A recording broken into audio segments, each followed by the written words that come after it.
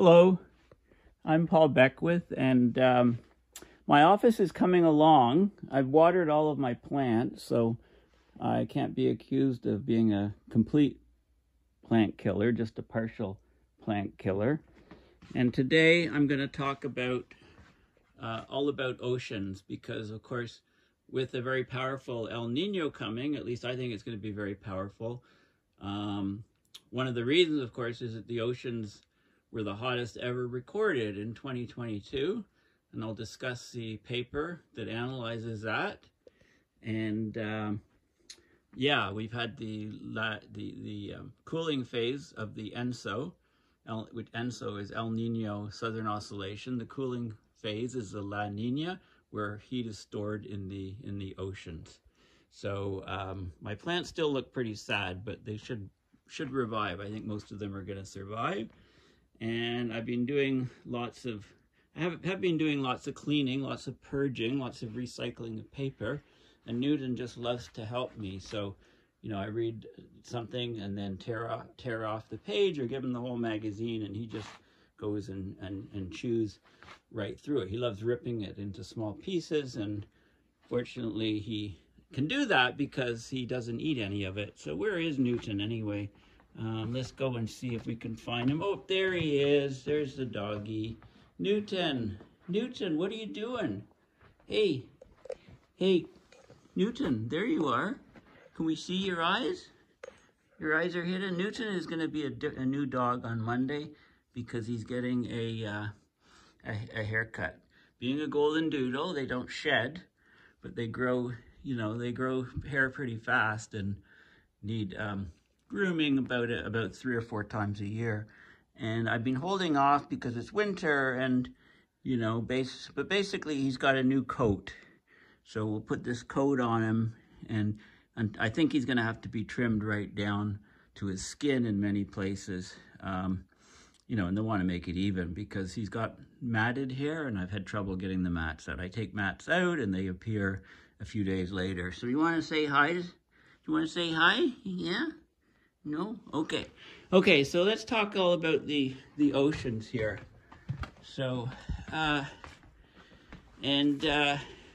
before I say that, one of my New Year's resolutions is to drink more water. So I've got this bottle here. You know, it's got times on it, so 7 a.m., good morning, and so on. We're supposed to drink 1 of those a day. I guess that's 8 glasses a day. But, you know, I can hardly get through 1/3 of this glass, right? So there's 1/3 of water in there right now. And actually, that 1/3 of that glass is a full bottle of this. So you're supposed to drink that much water per day. So I'm working on it, but there's no way I could drink, you know, 8 of these. I guess they mean 8 10-ounce glasses or something. I don't know, 8-ounce cups. Okay, so anyway, let's talk about the oceans here. So, like I said, in recent video a couple of days ago, the next El Nino is coming. Probably it'll start up 6 months, well, 5-6 months from now, and it'll pick up towards the end of the year. So 2023 will probably be a record warm year, or close to the previous record in 2015, 2016. But then next year, watch out, you know, assuming this El Nino lasts for a year and a half or whatever, they'll be warming all through 2024, 2025, still, because there's a lag of about 3-4 months from when the El Nino really picks up and the temperature, the global atmospheric temperature picks up. So I fully expect that 2024 will set all records, you know, likely be over 1.5 degrees Celsius. And the next year could even be warmer. So I guess one of the big questions is will the Arctic sea ice survive? You know, will there be that blue ocean event that we've all got in the back of our mind, but, you know, we don't know when it will actually occur. There are negative feedbacks in the system, so it's really hard to make a prediction. There's a bit of guesswork involved in that. But anyway, this is a Guardian article that just came out on January 11th, so just about a week ago, saying that the oceans were the hottest ever recorded in 2022. Seas dominate global weather patterns, and the climate crisis is causing profound and damaging changes. So let's talk about this article. Okay, more than 90% of the excess heat trapped by greenhouse gas emissions is absorbed in the ocean. So global warming and climate change is mostly ocean change, ocean warming. It's only most of the heat is absorbed into the oceans. The oceans have high density, so they can absorb a lot of heat before the specific heat capacity is very high. So it takes a lot of energy to warm them up. So a warm of, fractions of a degree of the oceans represents a huge amount of heat. So these ocean records start in 1958. They show an inexorable rise in ocean temperature with an acceleration in warming of the oceans after 1990. And of course, sea surface temperatures are a huge influence on the world's weather. Hotter oceans help supercharge extreme weather because there's a lot more evaporation of the water. That water rises up. There's more moisture in the air. As it rises, it condenses, releasing the energy. Huge amounts of energy. So we get these intense hurricanes and typhoons, which then bring intense rains and flooding. Warmer water also expands, so it pushes up sea levels and, of course, endangers coastal cities. Now, the temperature of the oceans is far less affected by natural climate variability than the temperature of the atmosphere because of the high heat capacity of the ocean, lower heat capacity of the air. And you know this because if you live in the middle of a continent away from water, you can have huge swings of temperature. I mean, think of desert conditions. Very little water in the atmosphere, and can get very, very warm at night and extremely cold, very, very warm during the day with the sun shining, and extremely cold at night with all the heat radiating out to space, not being blocked by water vapor in the atmosphere because it's very dry out in those regions. Whereas if you live on a coast, your temperatures are much more moderated by the water. Even if you live by a lake or a river, you see that effect. Now, 2022, it's basically the 4th or 5th hottest recorded for surface air temperatures. They're still collating the final data.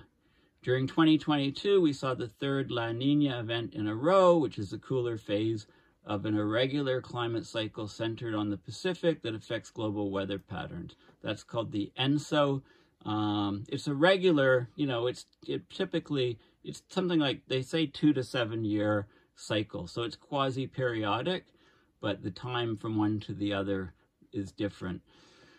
When El Nino returns, likely, and the numbers all look like it's going to return halfway through this year, 2023, the global air temperatures will be boosted higher. So basically, the paper on this new ocean heat analysis, and I'll get to the original paper in a minute, the peer-reviewed scientific paper, but it says that the Earth's energy and water cycles have been profoundly altered due to the emission of greenhouse gases by human activities, driving pervasive changes in Earth's climate system. If you want to measure global warming, you want to measure where the warming goes, and over 90% goes into the ocean. So measuring the heat in the oceans is very important to get a handle on how much energy is being absorbed by the Earth's system because of the greenhouse gases being higher. Measuring the oceans is the most accurate way of determining how out of balance our planet is. The temperature of the oceans is like a proxy for global climate change. And we're getting more extreme weather because of the warming oceans that has tremendous consequences all around the world. Heating of the oceans, more evaporation, more water vapor in the atmosphere. Of course, the jet streams slow down and get wavier. And we're getting increases in the frequency, severity, and duration of extreme weather events. They're also happening in regions they never happened before. Think of yourself as being in the climate casino. Many different places are getting very unlucky in the climate casino The latest very unlucky place is all of California, basically, which has had 3 weeks of tremendous rainfall, you know, many atmospheric river events coming from the ocean over to California. In late 1800s, basically, there was a lake formed in Central California, the Central California Valley, a lake, you know, and it was like 15, 20 feet deep in the center. Sacramento was underwater, basically. It did make all of the soils very good in that region, which is why that region is the breadbasket of the U.S., similar to how Ukraine is the breadbasket of what used to be the old Soviet Union. This is why Russia has such an interest in, you know, conquering, taking over Ukraine, because they want the minerals, they want the resources from crops, etc., in a warming world as resources get scarcer, but you never hear that mentioned. Of course, warmer water, you know, in ever deeper layers, it leads to an intensification of hurricanes.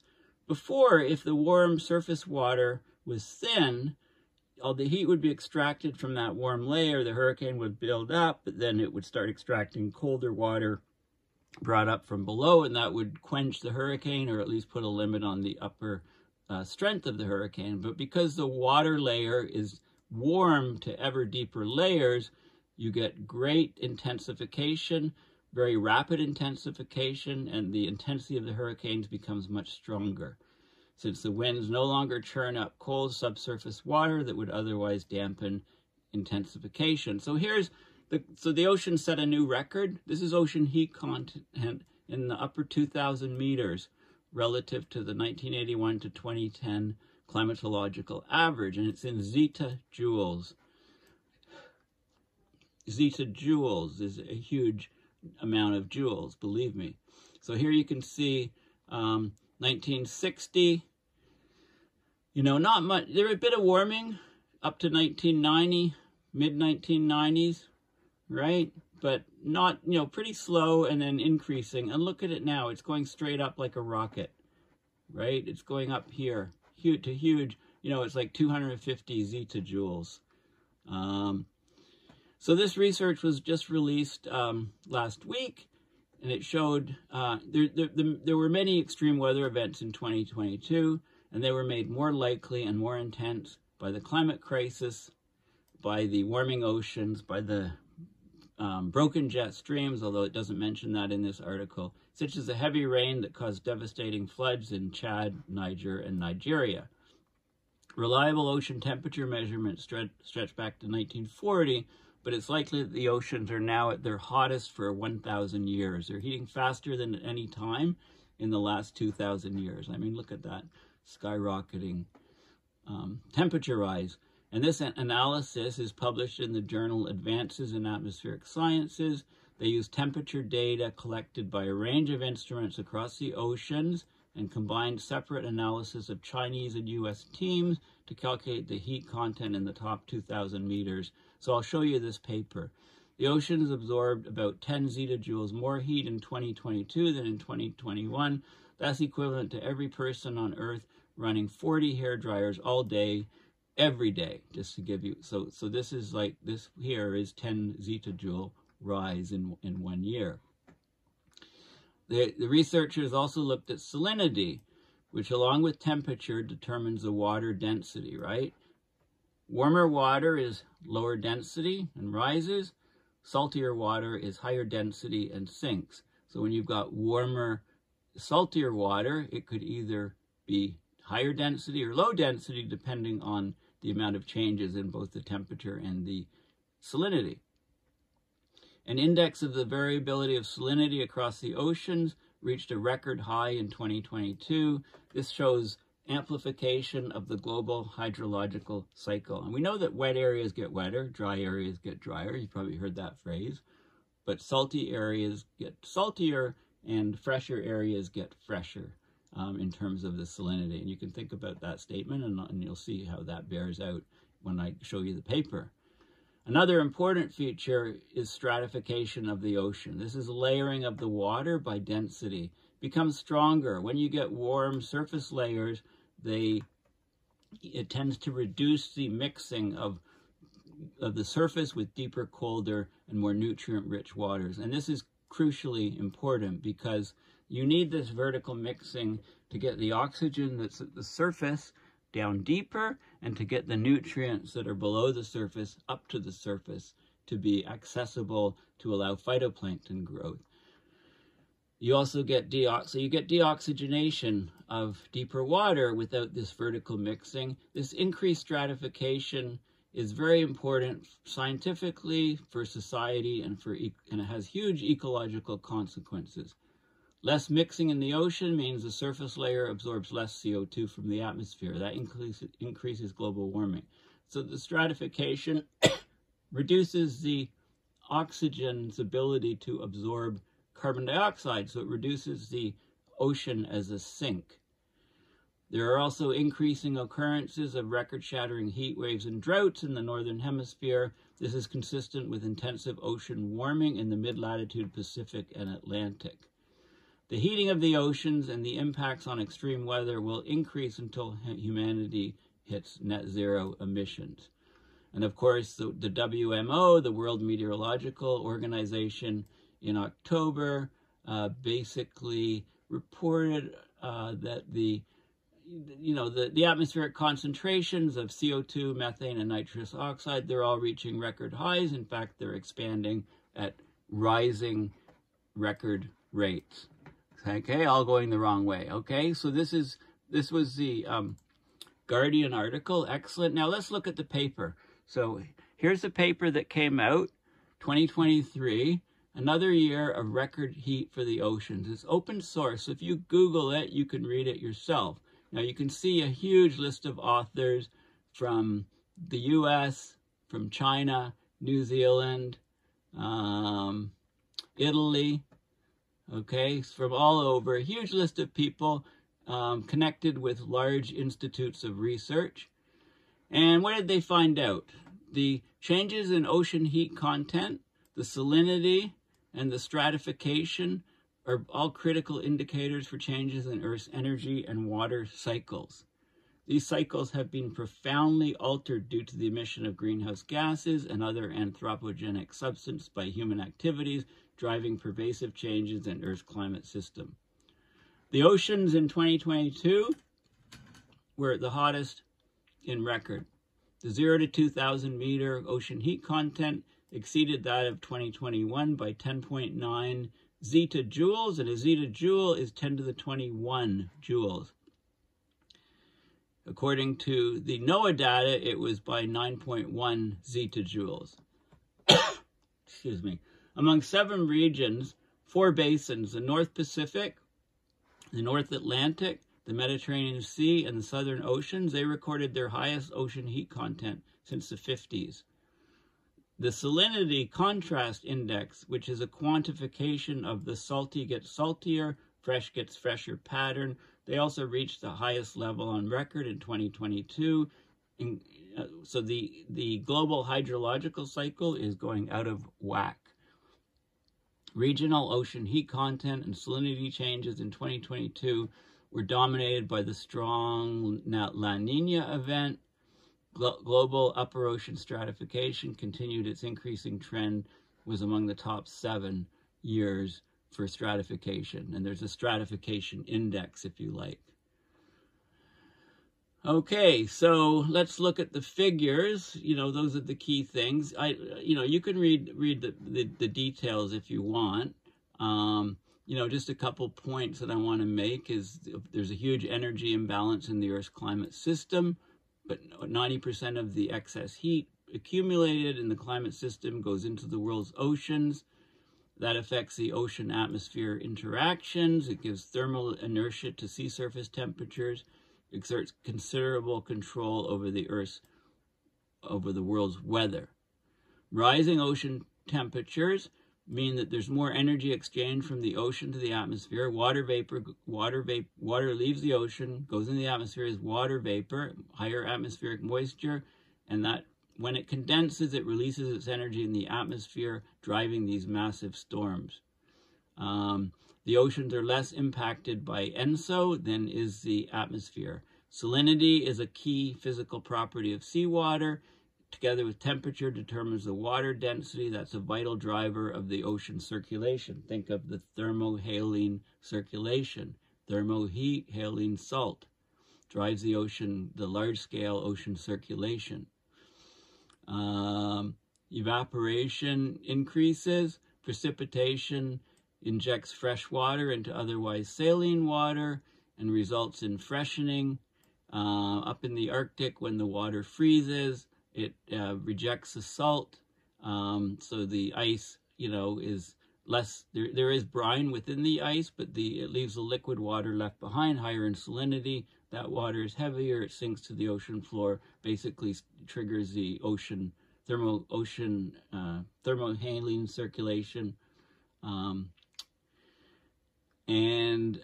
So there's a salinity contrast index, SC, which is the difference between the salinity averaged over climatologically high salinity and low salinity regions. Okay, so if the highest salinity on the planet is ever increasing, lowest salinity is decreasing in the oceans, then you get a higher salinity contrast, a higher index. Temperature and salinity changes alter the ocean density, and this leads to changes in the vertical stratification.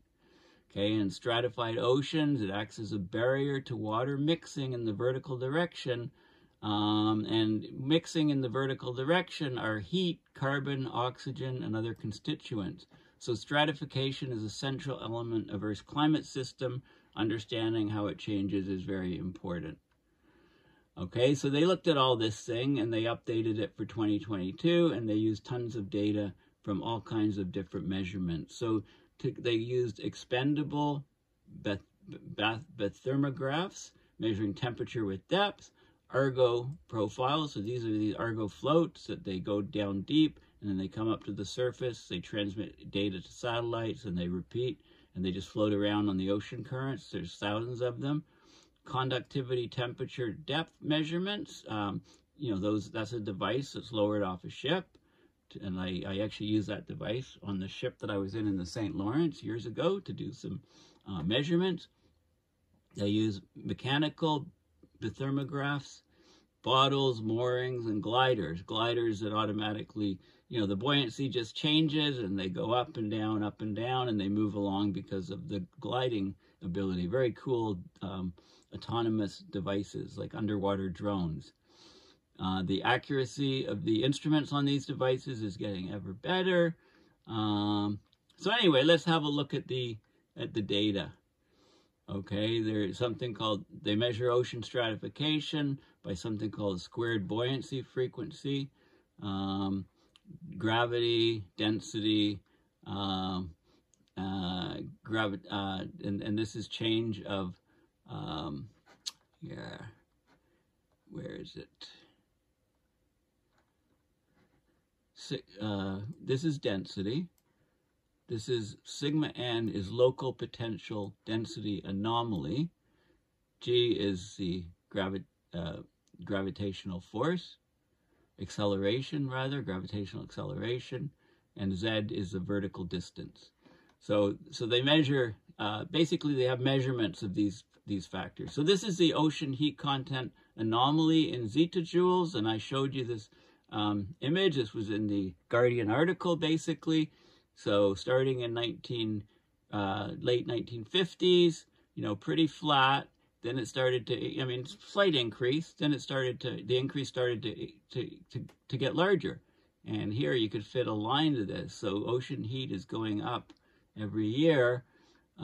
This is in the upper 2,000 meters. This is measured by the Chinese, and this is measured by the NOAA in the US. So we get very similar results here, very, very similar results. We're, pushing 250 zetajoules.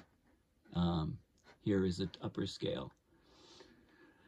Okay, these are the 5 hottest years in the world's ocean since 1955. 2022, hottest year. Okay, this is the 2 studies, the Chinese and the American, and this is the zetajoules This is the anomaly, so it's a change in the upper 0 to 2,000 meters in zetajoules relative to the 1981 to 2010 average. So huge increases recently, okay? And you can see the top 5 years, you know, no surprise, it's the last 4 years. 2018, not so much, probably a La Nina year, and then 2017. So this is the salinity contrast, which is the saltiest regions minus the freshest regions in the upper 2,000 meters. And again, you see that the salinity contrast is increasing. And this means that the hydrological cycle has been disrupted severely. So this is the Chinese data, this is the NOAA data. There's some differences in variability and error, etc. Okay, regional patterns of ocean. You know, there's a notable minimum, like heating. There's a global warming hole, if you like, a cold blob in the sea surface in the North Atlantic, and you know, different I mean, it goes through in detail all of the different regions. But let's look at the maps. So this is the ocean heat content anomaly relative to the baseline, and from both the Chinese and okay, so this is both.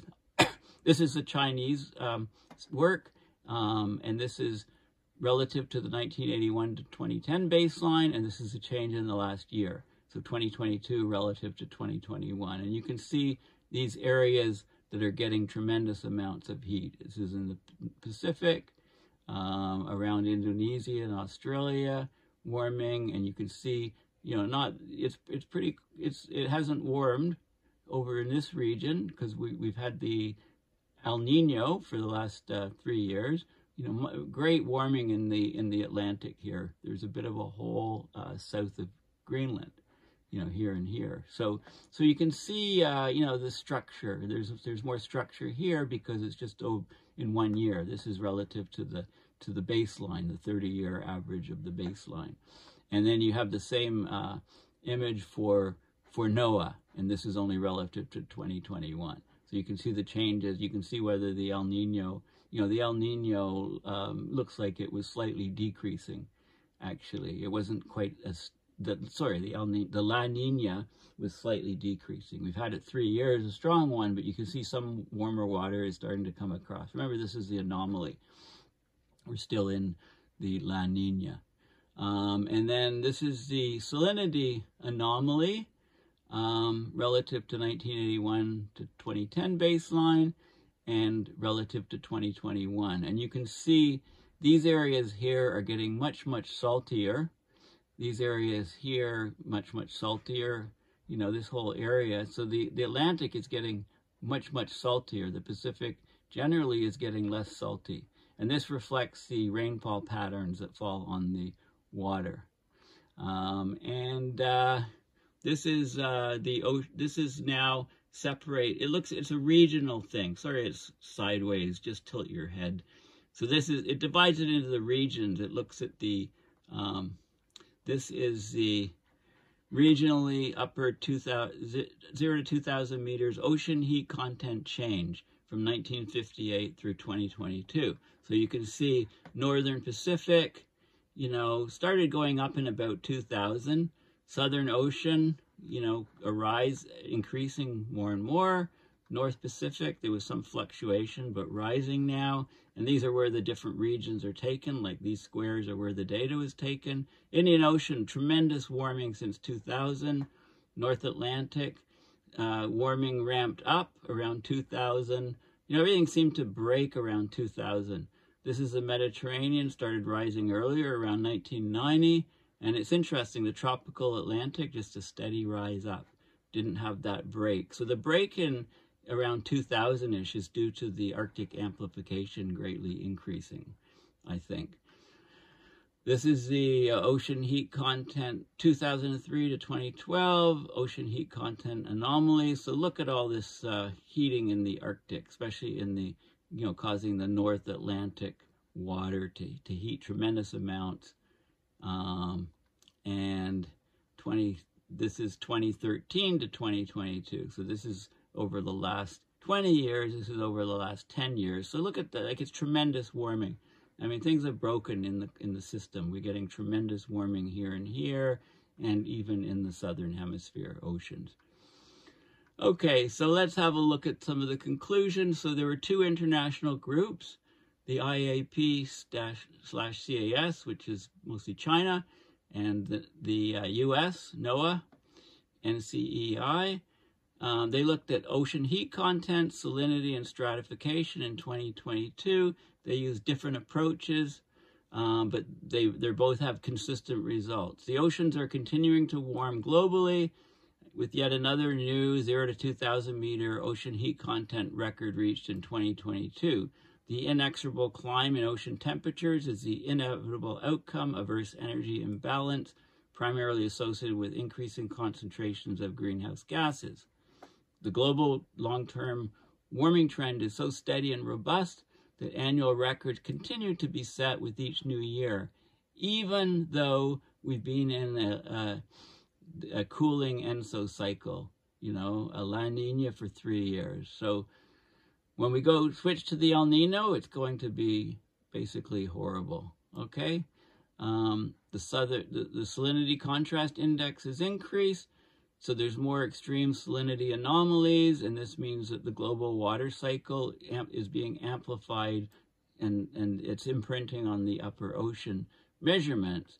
Regional warming patterns are shown. There's hot spots and cold spots, but all basins are experiencing some warming. There's internal variability superimposed. And so in addition to the ocean metrics presented in this study, other changes indicating ocean health that can be included in future studies are ocean oxygen change and pH. Okay, this didn't look at the ocean acidity or the oxygen levels, but that'll probably be included when they, you know, do a study on next year of showing this. Okay, so this is a very key paper, open source, and of course the warmer ocean temperatures. We're getting, you know, record relentless rain, record heat. Climate crisis has been worsened. Extreme weather is worsening. This is a recent article in The Guardian from this year, and they talk about relentless drought in California, extreme rainfall in the UK, record heat in China. Those were, you know, in the last year, but don't forget, you know, this year we've had a relentless rainfall in California. You know, this is a good example of what I call weather weirding.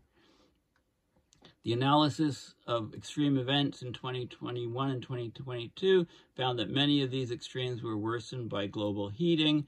In some cases would have been almost impossible in terms of their severity if humans had not altered the climate through the burning of fossil fuels. So there's so-called climate attribution studies which look at those very things.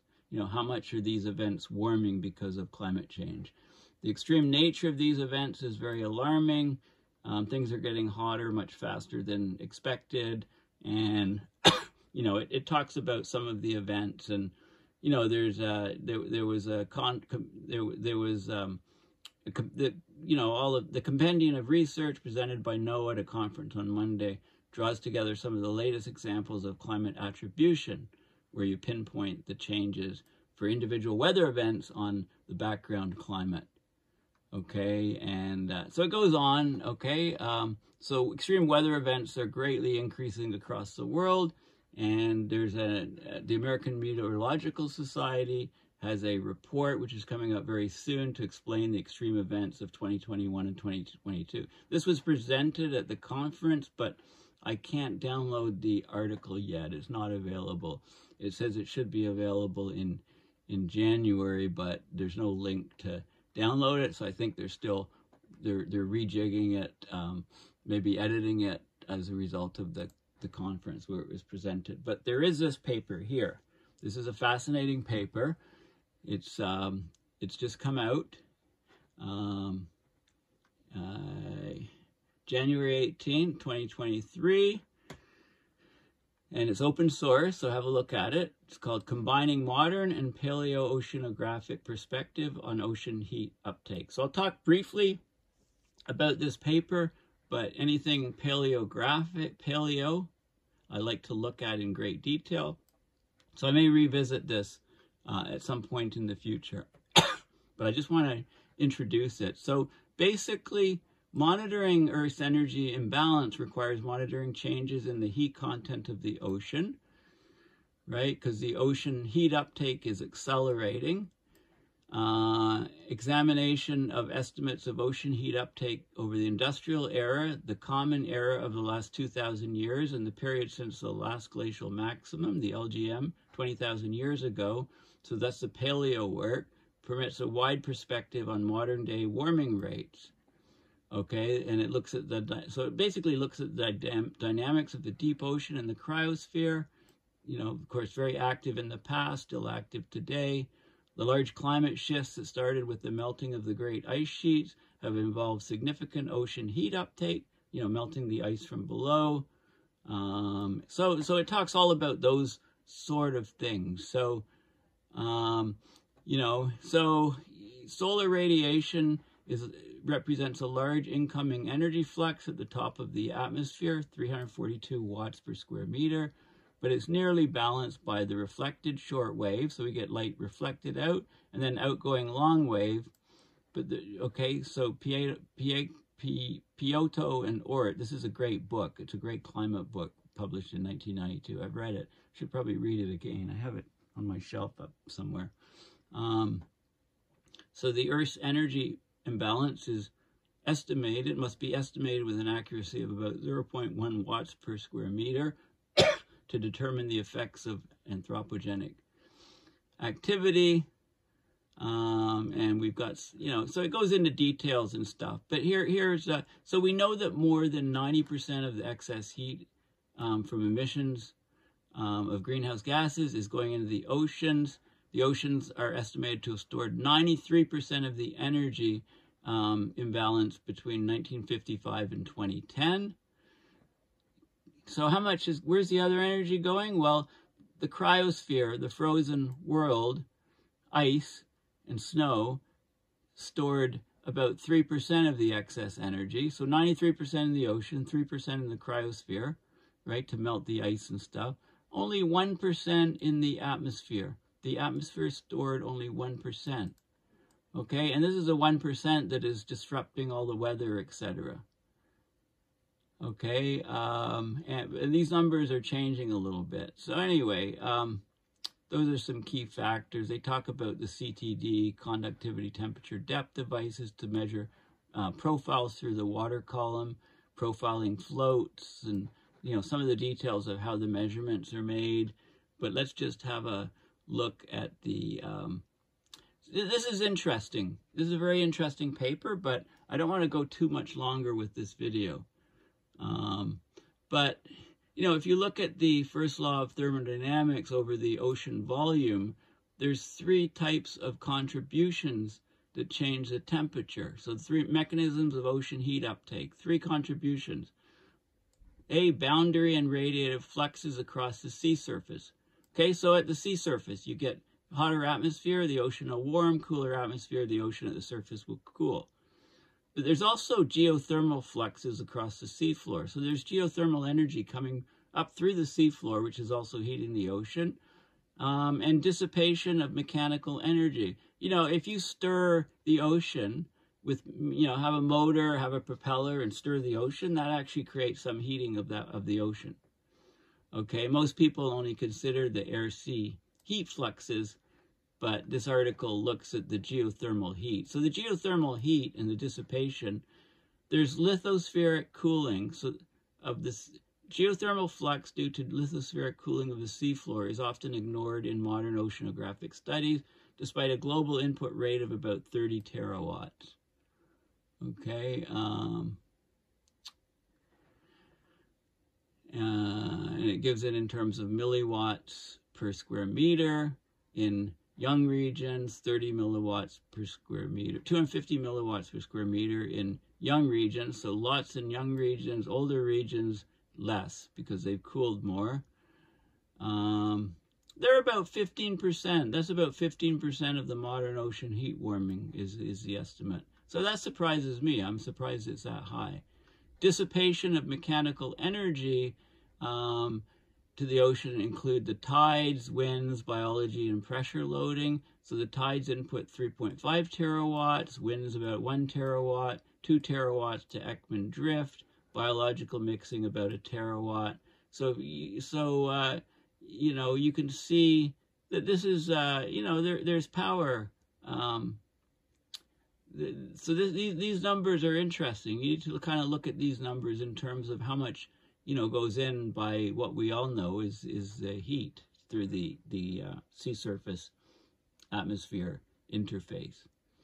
Okay, so this paper goes into, you know, a lot of the thermodynamics and the physics of ocean heating, which I'm not going to talk about now. There's a, you know, frequency spectrum of high latitude sea surface temperature.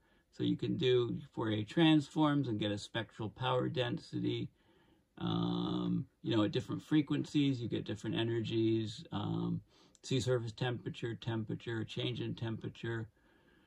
Power law for ocean heat uptake. This is, let's go to, okay, this is global ocean heat uptake from the last glacial maximum to 2017.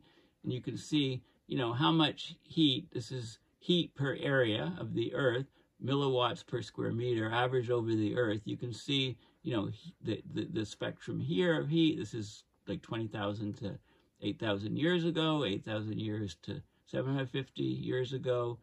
And then 1200 to 1900, 2000, you know, 1900, and then the 1900s to now. So there's lots of heat going into the oceans are gaining heat. You know, this is heat per area. And they talk about the different glacial periods. I'm just going down to the diagrams if there's some more here. I think there is. Quantities related to deglacial ocean heat uptake. Okay, I'm gonna, I won't go into there. What is this? More statistical analysis. And okay, it looks at the common era, the last 2,000 years. So what it does is it tries to get a handle on the amount of heat going into the ocean, say in the last 2,000 years, in the last glacial cycle, to melt the ice, and what heat is going into the oceans in the last 100 years. The Little Ice Age, and also, so here we go in the last, you know, 150 years, the heat going into the ocean. And it does kind of follow a power law. This is the black curve. These are all different studies that are looking at heat going into the ocean. Upper heat uptake during modern warming. Well, this was all covered in the last paper I looked at. So this is, they show that. And then the deep ocean, okay? The last study I talked about was only up to 0 to 2,000 meters depth, but there's deep ocean uptake going below 2,000 meters. And yeah, so deep ocean uptake, average ocean heat uptake in different periods. So it compares the warming to today.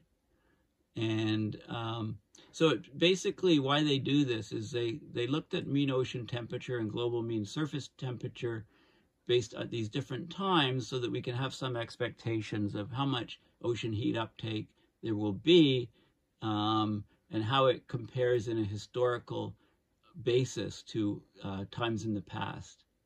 You know, it says don't ignore geothermal heat, which is a leading order contributor to the oceanic heat budget on millennial time scales. And also there's a mechanical heat going in from tides, etc., you know, which is small, but they consider it here. So anyway, very, very interesting paper. Very interesting paper. So what's the bottom line? And of course, you know, there was, this article here was about the atmospheric levels of all 3 greenhouse gases. So, you know, look at the spiking up of methane.